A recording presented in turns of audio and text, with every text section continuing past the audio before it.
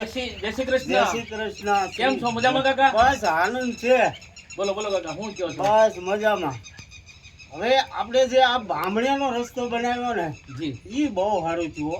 કારણ કે ઈ રસ્તો લગભગ મુજકો 100 વર્ષથી બંધ છે. શું વાત કરો કારણ કે કાકા? 15 ફૂટ ઊંડો રસ્તો. ઓહો.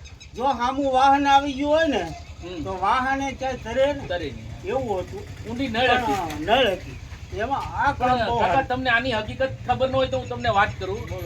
આપણે બામણિયાના સરપંચ શ્રી પ્રવીણભાઈ સિસારા છે હા હા મારા મિત્ર એનું છે. કામ સારું.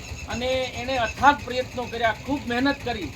મારી સામે મને ફોન કરીને કહેતા કે એક તમે લેટર લખી આપો. આપણે હા, હા, ધારાસભ્ય શ્રી મહુવા, બહુ સારું કામ કર્યું. પછી નારણભાઈ કાછડિયા આપણા સાંસદ, ત્યારે એ વખતે સાંસદ હતા, હા હા અને એમના બધાને પત્ર વ્યવહાર કરી અને ખરેખર પ્રવીણભાઈ સતત આની પાછળ પડી ગયા હતા. બહુ પ્રવીણભાઈ મહેનત સિસારા સારી બામણિયા સરપંચ હા છે યુવાન અને છે. અમને કહેતા હતા કે આ કરીને જ રહેવું, કોઈ પણ સંજોગોમાં આ રસ્તો બનશે ને બનશે ને આ મારું સપનું છે. પણ બહુ અને ઈશ્વર કૃપાથી પ્રવીણભાઈની મહેનત અને ભાણજી દાદા સરપંચ મોરંગી હા, મોરંગી. અને આ બધાનું મોરંગી અને અને બે હિમાલય બામણિયા બેયનો સીમાડો જ્યાં ભેગો થાય, સીમાડો હતો. એટલે આ બંને ગ્રામજનોને સહમતી સુવિધા માટે અને સહમતીથી એટલું સરસ પ્રવીણભાઈએ કામ કર્યું. ખરેખર હું તો પ્રવીણભાઈને બિરદાવું ના, કે ના, વર્ષો એનું ને કામ વર્ષ એવું છે. પ્રવીણભાઈ જેવા વ્યક્તિ યુવા સરપંચ. બામણિયામાં આવા યુવા સરપંચોની ખૂબ જરૂર છે ને વર્ષો ને વર્ષ.